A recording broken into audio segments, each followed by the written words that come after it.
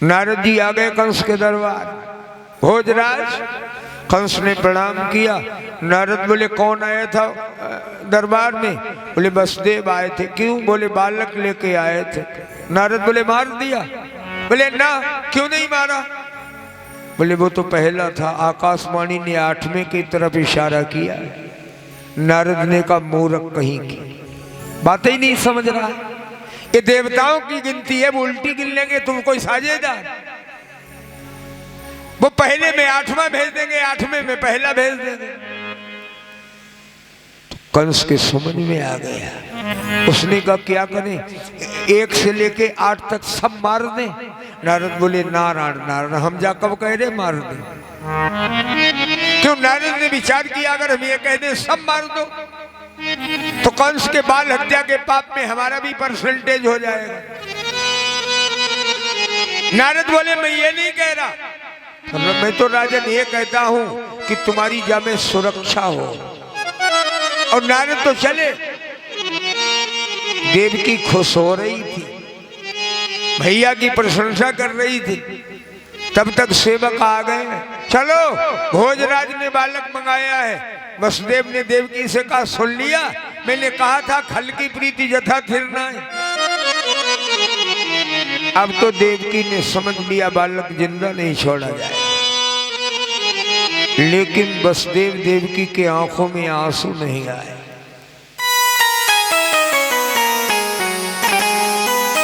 क्यों भाई? इंसान को खुश करना भी बड़ा मुश्किल है, फिर भगवान ज्ञान के पंथ कृपा ने की धारा। इस ज्ञान के मार्ग पर, भगवान के मार्ग पर चलने का मतलब तलवार की नंगी धार पर नंगे पांव चलना है। अगर जरा भी दृष्टि में विक्षेप आ गया तो मंजिल तो मिलेगी नहीं, पर शरीर व्याज में छिन्न भिन्न हो जाएगा। ज्ञान के पंथ कृपा ने की धारा, पर तो खगेश न लागे बारा। बहुत ही कठिन है डगरपन है। इस मार्ग पर जो भी चला कोई दशा बाकी रह गई। हरिश्चंद्र को देखो, मोरध्वज को देखो, राजा सिली को देखो, दधी ओ राजा भरथरी को देखो, कुछ बाकी नहीं रहा। बहुत कठिन। बालक दे दिया। वसुदेव बालक लेके कंस के पास गए। कंस ने नवजात शिशु के पैर पकड़े और पिता के सामने, आंखों के सामने घुमा करके पत्थर की शिला पर पटक करके मार दिया। लोथा वसुदेव की तरफ फेंक दिया, ले जाओ। वसुदेव ने उठाया, चले। कंस ने कहा ठहरो। क्या बात? कहने लगा जल में बहाओगे नहीं, जमीन में दफनाओगे नहीं, अग्नि में जलाओगे नहीं। वसुदेव बोले क्या करें? बोला सूख धूप में रख के सुखा लेना, मिट्टी बिगड़े ना। मैं मारता जाऊं, तुम सुखा सुखा के रखते जाओ, 8 की गिनती करा दोगे, मैं निश्चिंत हो जाऊं। कितना पागल है! मौत से बचने के लिए इतनी व्यवस्था। आगाह अपनी मौत का कोई बसर नहीं, सामा 100 बरस का, पल की खबर नहीं। आप विचार कीजिए, लोग कल का प्रोग्राम बनाते हैं शाम को, कल का क्या प्रोग्राम है। अरे संसार का प्रोग्राम छोड़ो, कल का अपना प्रोग्राम बताओ, तुम्हारा क्या है। दशरथ ने घोषणा कर दी शाम को कि कल राम को अयोध्या का राजा बनाएंगे, और अपने जीवन में बार राजा नहीं बना पाए, मर गए। क्योंकि मन चीती होवे नहीं, प्रभु चीती तत्काल। राम कीन चाहे सोई होई, करे अन्यथा हस नहीं कोई। पहला बालक मार दिया, दूसरा, तीसरा, चौथा, पांचवा और छठा। बोलो किसी की हिम्मत है भगवान के लिए 6-6 संतानें पटका के मरवा दे? वसुदेव देवकी ने त्याग किया है, समर्पण किया है परमात्मा के लिए। पति पत्नी ने कुर्बानी की है। भगवान खामे ही खा वसुदेव देवकी के पुत्र थोड़ी बन गए। वसुदेव देवकी ने भगवान के लिए कुछ किया है। एक सज्जन आए स्वामी जी के पास, बोले महाराज जी, बोले हाँ, बोले अब तो पाप बहुत बढ़ रहा है। तो बोले तब? बोले तो अब तो भगवान को आ जाना चाहिए। महात्मा मुस्कुराए, बोले भगवान तो बिल्कुल तैयार बैठे आने के लिए। बोले फिर आते क्यों नहीं? बोले भगवान बैकुंठ से देख रहे पृथ्वी पर कोई वसुदेव देव की, कोई दशरथ कौशल्या तो दिखाई नहीं दे रहे, आ मैं कहाँ? आज कोई वसुदेव देव की बनने के लिए तैयार ही नहीं। हमारी उंगली में चाकू लग जाए तो सी निकलती है, सीधे कहते भगवान तुमने बड़ा बुरा किया। वहां 6-6 संतानें पिता की आंखों के सामने पटक के मार दी गई, पर वसुदेव के मुंह से ये नहीं निकला भगवान तुमने बुरा किया। इतना बड़ा त्याग परमात्मा के लिए कुर्बानी की है वसुदेव देव की।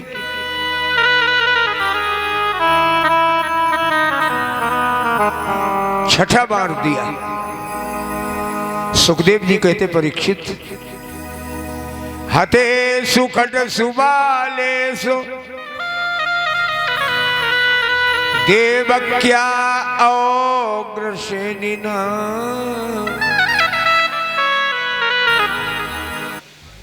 हते सुखट सुबालेसु देवक्या अग्रसेनिना। खटेसु बालेसु हतेसु।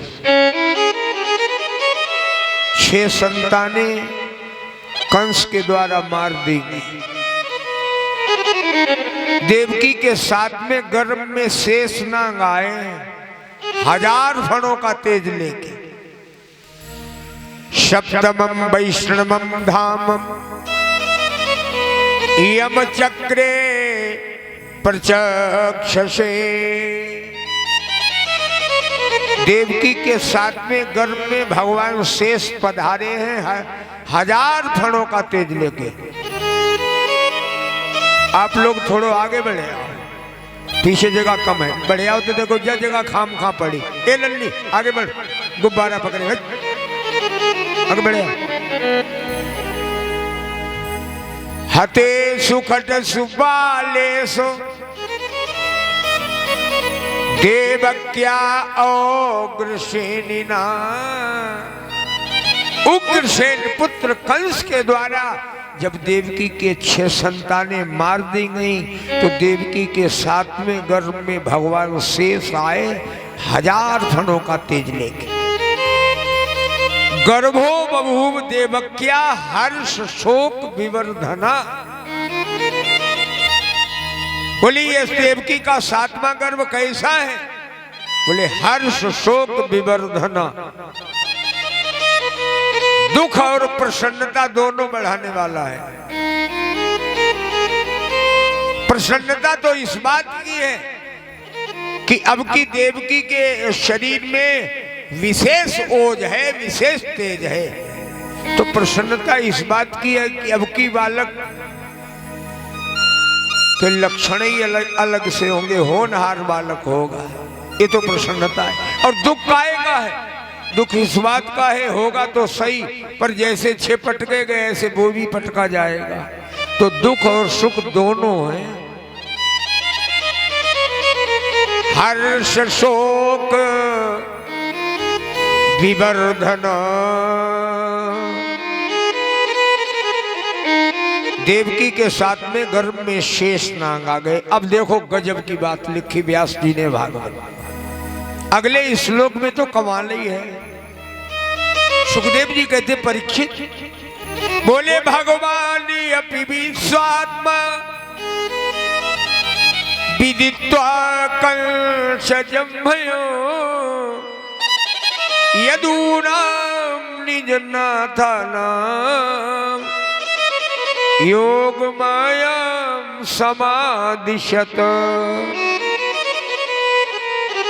भगवान अपि संस्कृत में अपि माने भी है, जैसे अंग्रेजी में आल्सो माने भी, ऐसे संस्कृत में अपि माने भी। भगवान अपि यद्यपि भगवान विश्वात्मा, विश्व की आत्मा है, उनका नाम ही है आत्मा नाम। भगवान अपि विश्वात्मा विदित्वा कंसजम भय, विदित्वा माने जानकर, कंसजम कंस के, भयम माने भय को। देखो भागवत का शब्दार्थ स्पष्ट कहता है कि भगवान विश्व की आत्मा है। कंस का भय जान करके भगवान ने अपनी योग माया का आवाहन किया। क्या भगवान को कंस का भय है? ना ना। भृगुटी विलास सृष्टि लय होई, जिनकी भऊ तिरछी करने पर ब्रह्मा की त्रिकालीन सृष्टि प्रलयकालीन समुद्र में चली जाए, उन्हें कंस का भय होगा? फिर आखिर ये खेल क्या है? ये वही खेल है। कौन सा? भगवान श्री राम, लक्ष्मण और माता जानकी वनवास के प्रकरण में तीनों प्राणी महात्मा भरद्वाज के यहाँ जब गए तो भरद्वाज जी ने बड़ा भगवान का स्वागत किया और राम जी ने कहा महाराज जी अब हम कहाँ, रास्ता बताओ, हम कौन से मार्ग पर जाएं? तो भरद्वाज जी मुस्कुरा गए, बोले आप हमसे रास्ता पूछ रहे, आप हमें ये बताओ कौन सा मार्ग है जिस पर आप हैं नहीं। वो कोई मार्ग खाली हो वो हमें बताओ, वो हम आपको बता दें। और भरद्वाज जी ने बहुत बढ़िया बात की। ये बिटिया आगे बढ़िया, बेठाड़ी देखो ना लौटी जाइए, यहाँ बढ़िया आगे बढ़ो और बढ़ो। और देखो ठौरे हल्दी बढ़ती कतई ना बढ़ो, कमाल हुई है। बोल कन्हैया लाल की। भरद्वाज जी ने राम जी से कहा महाराज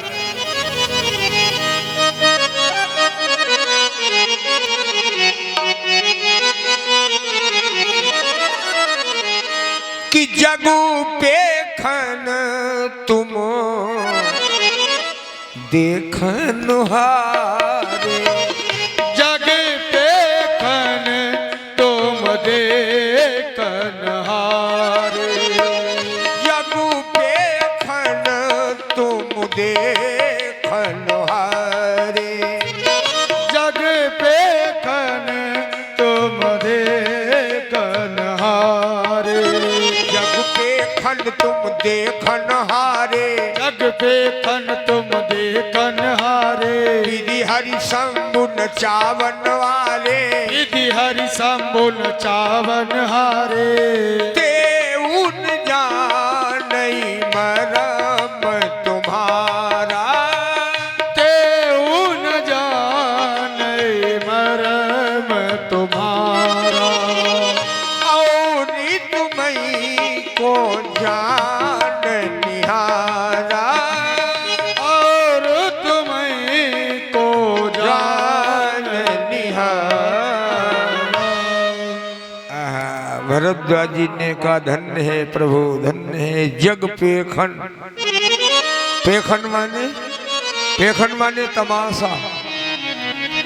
भरद्वाज बोले संसार आपका खेल है, तमाशा है। संसार तमाशा है।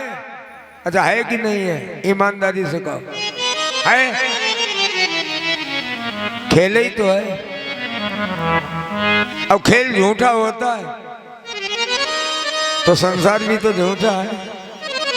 ये हमारा घर, ये हमारा प्लाट, ये हमारी कोठी, ये हमारी गाड़ी, ये हमारा बंगला, ये हमारा बैलेंस, ये हमारा बैंक बैलेंस है तो फिर थोड़ा बहुत ले जाओ सब।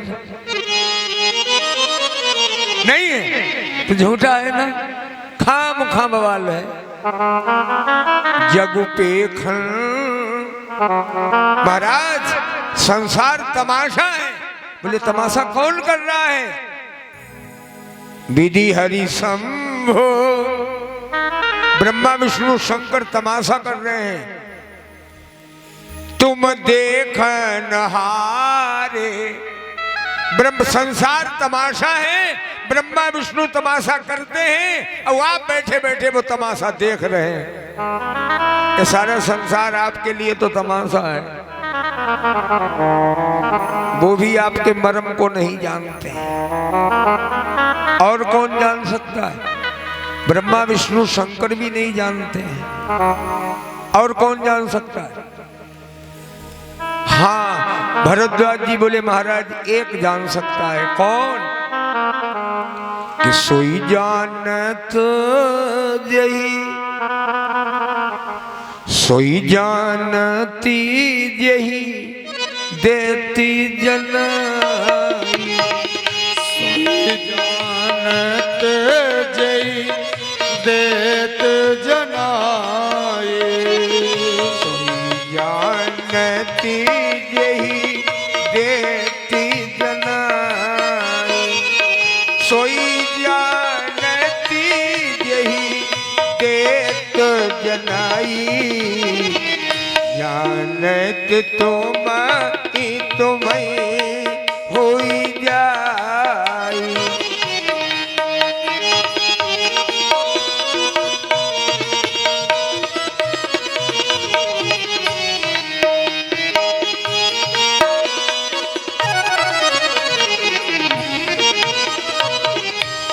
बोले जानत तुम ही हुई जाए। वही जान सकता है। कौन? जिस पर आपकी कृपा हो जाए, वही आपके मर्म को जान सकता है। और नहीं तो मर्म न जान सकी महतारी, रही खिलावत बारी बारी, नारद हुई मर्म न जाना, जो कछ चरित कीन भगवाना, जन कहु मर्म जान जो पहुते, तो सभा बीच अस बचन न कहते, कि अब जन को माखे भटमानी, अबीर विहीन मही हम जानी। बोलो, सुखदेव जी को दीक्षा देने वाले, सुखदेव जी के गुरु विदेह कौन? जानकी जी के पिता महात्मा दशरथ, वो जनक, वो भी नहीं आपके मर्म को जान पाए। केवल एक ही जान पाता है जिस पर आपकी कृपा हो जाए, दूसरा नहीं जानता। तो संसार एक खेल है। सुखदेव जी कहते परीक्षित, भगवान अपि विश्वात्मा, विदित्वा कंसजं भयम्, यदूनां निजनाथना, योग मायां समादिशत्। यद्यपि भगवान विश्व की आत्मा है, विदित्वा माने जानकर, कंसजम माने कंस के, भयम माने भय को। कंस के भय को जान करके भगवान ने अपनी योग माया का आवाहन किया। ईमानदारी से कहो, क्या भगवान को कंस का भय है? ना। फिर ये सब भगवान खेल काय को रच रहे? देखो एक बात है, इंसान और भगवान में इतना ही अंतर है। इंसान को तसल्ली नहीं, वो गरम गरम खा के मुंह पजार लेता है, पर खाते तो भगवान ने, पर ठंडा करके खाते। इंसान के पास प्रतीक्षा का वक्त नहीं है, और भगवान समय का इंतजार करते हैं। वक्त के पहले भगवान भी कदम नहीं उठाता। एक संत लिख रहे हैं कि जब तक जाकी पुण्य को निकरत नहीं छोर, और तब तक ताके माफ है चाहे अवगुण करे करो।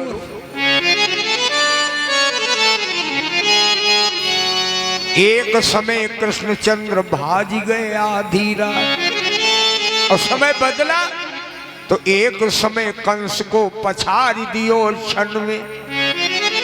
एक समय रावण ने 10 दिशा जीत ली। एक समय 10 शीश पड़े रहे रण में, रहन को कुल रोवन हारा। एक समय पारथ ने भारत कियो रण में और एक समय भीलन ने लूट लियो वन में। समय की गति को बखान करे शालिग्राम, सूरजौ के 3 पन होती एक दिन में। चक्रार पंक्ति रिव गच्छति भाग्य पंक्ति। मानव का जीवन चक्राकार है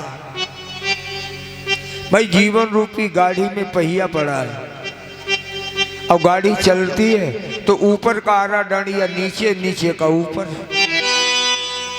इसी का नाम तो जीवन है।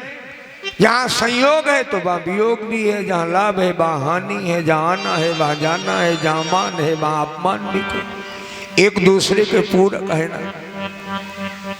अच्छा, ब्रह्मा की सृष्टि भी तो 2 ही से बनी है।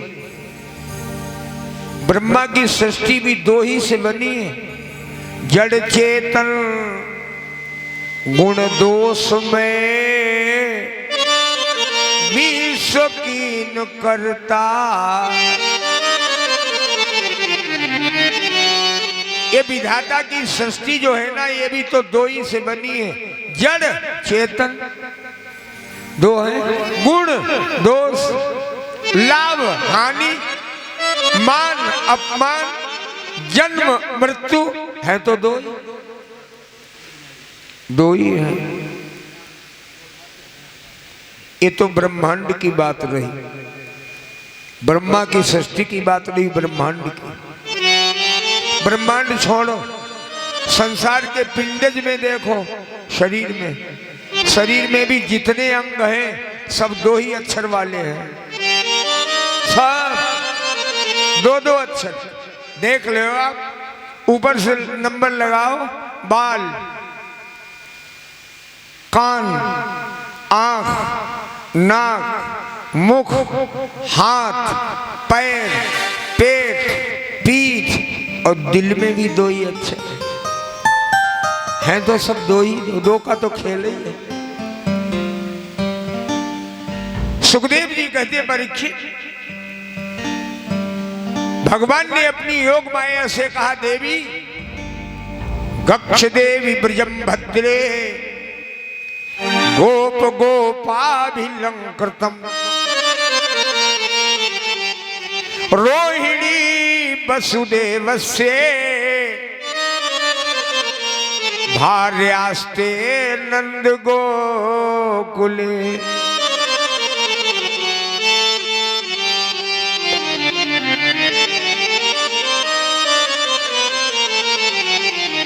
बोले गक्ष देवी ब्रजम भद्रे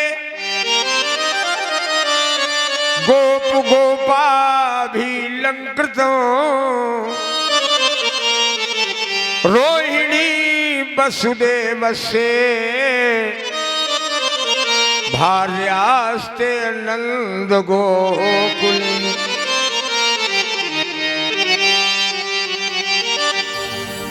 देवी ब्रज में चली जा, जो ब्रज गोप गोपियों से अलंकृत है वह ब्रज में चली जा। और वसुदेव की रोहिणी नाम की पत्नी जो नंद के गोकुल में रहती है, देवकी के 7वें गर्भ में शेष है। देवकी का 7वां गर्भ खींच करके गोकुल में रोहिणी के उदर में पहुंचा।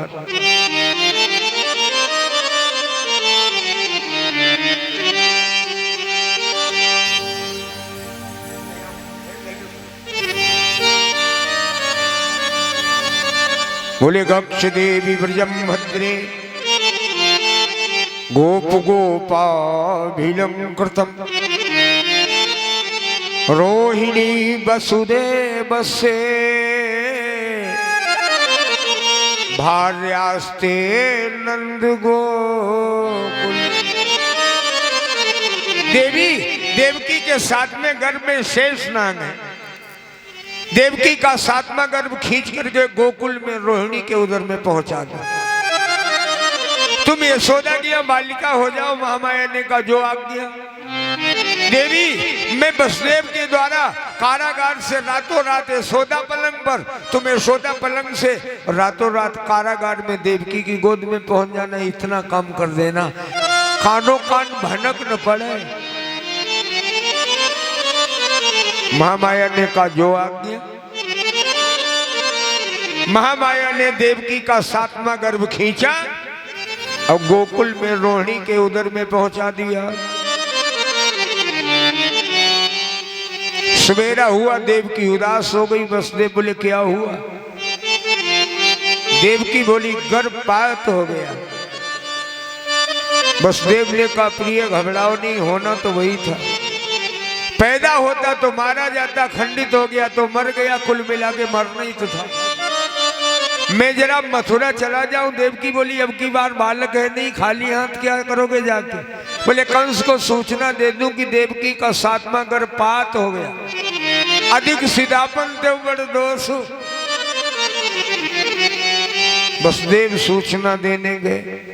कंस को सूचना मिली। कंस तो ठहाका मार के हंस पड़ा, बोला बड़ा अच्छा रहा, सातवां शत्रु भी मर गया और मैं साथ में पाप से भी बच गया। भोगने का अधिकारी जानते हो कौन है? जो जानता है और मानता नहीं। भाई जहां ज्ञान है वही पाप है, जहां ज्ञान नहीं वह पाप ही नहीं है। मनुष्य के बाद अन्य योनियां जितनी हैं उन्हें पाप लगते ही नहीं, क्योंकि उन्हें ज्ञान है ही नहीं। 5 वर्ष की उम्र तक के बच्चे के द्वारा किए हुआ पाप उसे भोगना ही नहीं पड़ता, क्योंकि उसके अंदर ज्ञान नहीं होता। चाणक्य जी ने लिखा है लालेन 5 वर्षाणि 10 वर्षाणि ताड़यन् प्राप्ते खोड से वर्षे पुत्र मित्रम समाचरे। 5 वर्ष तक बच्चे का लालन पालन करो, उसे किसी तरफ के लिए मोड़ो मत, स्वतंत्र होकर खेलने दो 5 वर्ष तक। और 10 वर्षाणी ताड़े, ताड़ना माने देखना। लोग गलत अर्थ लगाते, वो चौपाई नहीं है सुंदरकांड में, बड़ी चर्चा चली बात है, सब जानते। बा में ताड़ना शब्द आया। ताड़ना माने पीटना नहीं है, ताड़ना माने देखना। देखो जो लोग जिन्हें जानकारी होगी पूर्वी क्षेत्र में जाओ, इधर फैजाबाद अयोध्या की तरफ, अरे लखनऊ से आगे निकलो तो वहां देखने को ताड़ना कहते हैं। जानते हो? कहते हमने पहले ही ताड़ लिया, मैंने पहले ही ताड़ लिया, पहले ही देख लिया आपको। लेकिन आज की दुनिया में लोग जाने क्या क्या अर्थ कर, बड़ा बवाल फैला था इस चौपाई। अब तो शांति हो। 10 वर्षाणि ताड़यन्, 10 वर्ष तक उसके ऊपर नजर रखो, किधर जा रहा है, गलत मार्ग पर तो नहीं चल रहा। अब प्राप्ते खोड से वर्षे, जब बेटे की उम्र 16 वर्ष की हो जाए तो पुत्र मित्रम समाचरिए। हमारे यहाँ तो बड़े बूढ़े ये कहते थे कि जब बाप का जूता बेटे के फिट आने लगे, दोनों का एक ही नंबर हो जाए, फिर बाप को चाहिए बेटे से के सामने बाप का व्यवहार न करे, मित्रम समाचरिए, मित्र का व्यवहार। फिर घर के काम में बेटे को बैठा रही, पूछो बात से, बाबू की सलाह ले। अब पुराने अगर नक्शा में रहे काउ दिन घूम के ठाड़ो हीरो, तो फिर कितने की रह जाएगी। पुत्र मित्र समाचरे। सुखदेव जी कहते परीक्षित, वसुदेव ने कहा राजन मैं जाऊं? कंस ने कहा नहीं। क्यों? कंस ने कहा 6 संतानें मैंने मार दी, 7वीं स्वतः मर गई, अब उसका नंबर है जिसके लिए आकाशवाणी है। 8वां बालक पैदा होगा तुम मुझे खबर नहीं दोगे, मुझे बहन भानुई का विश्वास नहीं। कंस ने सेवकों से कहा वसुदेव को कैद कर लो,